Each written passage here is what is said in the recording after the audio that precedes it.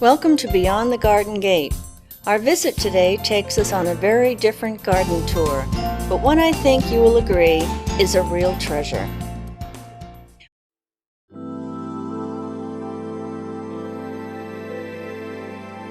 Today we're visiting Candy's garden, and it is a most unusual garden. I have never seen one quite like this in New England before.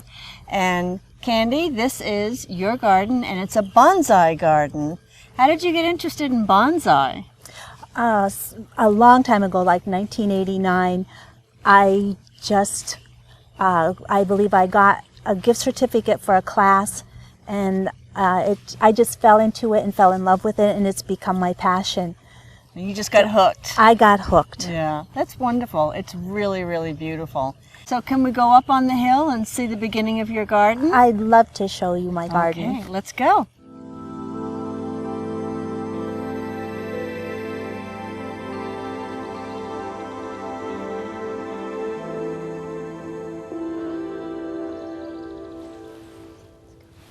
Well, Sandy, it looks like the sun's going to come out for us after that dismal start to this morning. But tell me, what is this plant? What is this tree here? This is a different kind of a juniper. The base of it is a Rocky Mountain juniper, and it's been grafted with a kind of juniper called Shimpaku juniper. Most people think that a bonsai is a juniper, where they think of all the little box stores and all the little trees that you see, and most of those are junipers. Mm-hmm. But a bonsai can be many different kinds of trees. It's just a miniature tree. And you have quite a selection here. Oh, thank you. Yeah, quite a selection. Okay, should we move down to the next grouping? Sure. Okay, and here we are over to our next specimen over here. And this is, again, is this a juniper or no? This is a blue atlas cedar. And it was started around 1970. And it was started as a little pencil-sized tree, probably as big as your pinky finger, and a spiral was cut up all around it. And this is, you'll see the spiral cut that goes up around there. I see that. Mm-hmm. And what are these wires? What do they do? The wires are part of the design of this bonsai. This tree would like to bring its branches up and grow like a tree like this. Mm-hmm. But in order to get that age and to help with the design of the tree, you pull it down with wires, and you also put some movement in the branches with the wires you see that go down the branches. It wraps around the branches. It does, yeah. So that it gives it some form, and that's the design and the artistry of bonsai, because there's two parts of bonsai. There's the artistry, and there's also the horticulture. So that's great. And again, the beautiful pottery that they're planted in, they're just magnificent. I like this combination because the pot kind of matches the color of it. It does. It enhances the color of the blue. It's lovely. Just lovely. I simply cannot believe what I am seeing here. Wisteria grows to 40 feet, and you constantly have to trim it to keep it in control if it's in your garden. But this is the most magnificent specimen. Where were you 4 or 5 years ago when I had to cut down my wisteria because it was overtaking my yard? I wish I could have bonsai'd your wisteria. Oh, it would have been so wonderful to have all these wonderful flowers. It is a showy plant, and that's what it's grown for, the flowers. It really isn't grown for any of the tree structure. It just grows to show the flowers. The flowers are almost as big as the tree structure. It is. Yeah. And what is this back here? It looks like a pine. It is a pine. It is a pine. That's a black pine, and that's a specimen black pine, and it's ready to have its needles plucked and to be redesigned as far as wired out again. So you have to pluck the needles? You pluck the needles so that what happens is that you get back budding and buds inside. Otherwise, it would just keep growing out, and the needles would all be on the end. It forces the growth on the inside of the towards the branch. Yep. Wonderful. Okay, that's a beauty. Okay, let's go over to the second part of the garden. Let's Got go. some nice color over there. And here we have probably the sexiest looking maple tree I have ever seen. And it is a maple, is it not? It is a maple. It's called a trident maple, and it's probably about 40 years old. Wow. Okay. And I see a lot of new growth. There is new growth. It's already had a cutting from the spring, so it's been trimmed back, and as a result, you see all the new little leaves coming out. Oh, they're so adorable. So adorable. And these pots are beautiful. What a patina. I just love touching them. And look what we have here, an azalea. And this is a grouping. You do have an azalea in here, and you have some juniper in here. And this grouping was done by the American bonsai master, Nick Lenz. And it evolves every year. There's something, perhaps a tree dies, or perhaps something needs to be redesigned here. So it's changed just a little over the years. But I try to keep the same design because I really like his initial design. Lovely. It's lovely. Even the flowers are tiny. You know, the azaleas, the flowers are much larger than this, but they're even the flowers are tiny. It is a separate specimen, so it isn't your big azaleas that has been variety. Yeah, it's called a Cusianum. Well, this certainly is the ultimate of rooftop gardens. I've never ever seen anything quite like this before. And what is this over on your left shoulder up here? This is a Chinese hackberry. What is it? A Chinese hackberry. Hackberry? Hackberry. Hack. Yes. Okay. This was in the Sichuan Gardens in China for many years. Wow. And I've had it for probably around 10 years. How do you find all these wonderful plantings, or do you actually start them? I like to shop. There are many different ways to get bonsai. You can collect them in the wild and develop them from there. You can grow them from nursery plants, or you can inherit them from bonsai masters or gardens that could sell them to you. So there are many different ways to get and make a bonsai tree. Do you ever sell any of these, or are they like children to you? They really are attached. I really get attached to these trees, and I have not sold one yet, but I'm thinking that someday I might, because I just have Well, just put me on your list as the first one to call. You're on my list. And we have a few more over here. And what do we have here? That's a juniper. And junipers typically have deadwood on them. One of the character parts of a juniper is to have the deadwood, and that's what you see on the more bottom branches, and interspersed among the top, you'll see some deadwood.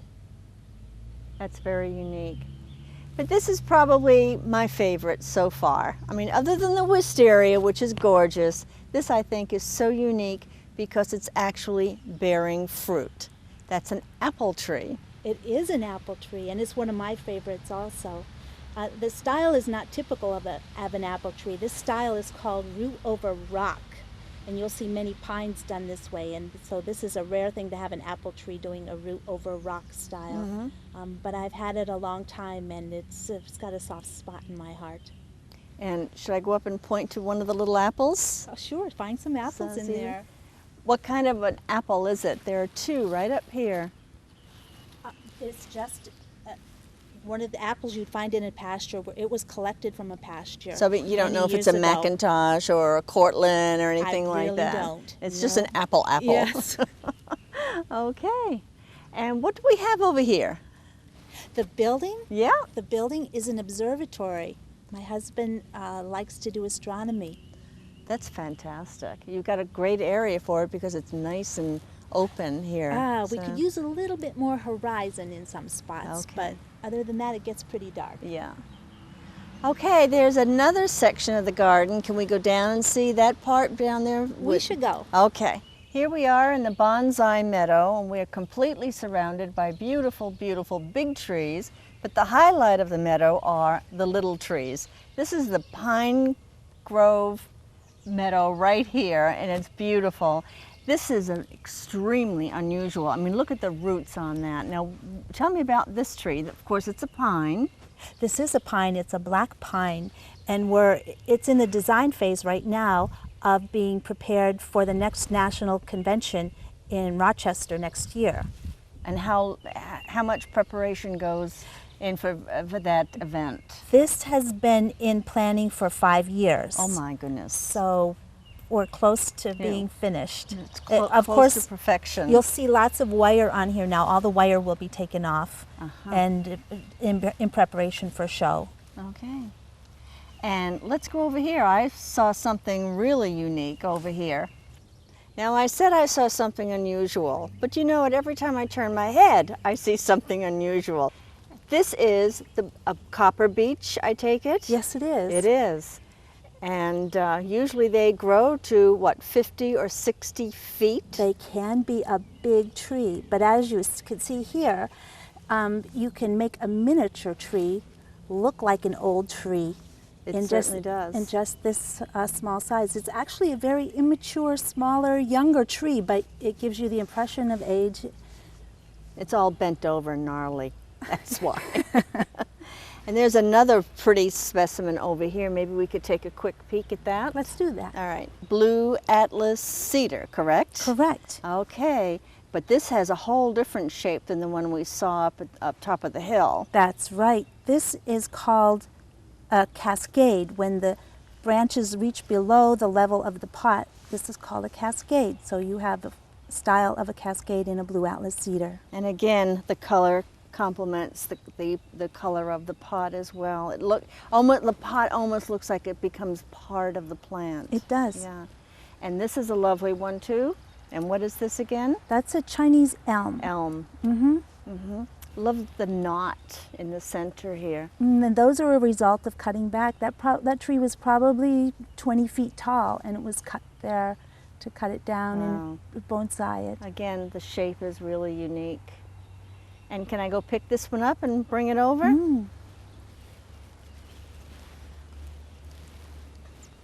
This is the crabapple.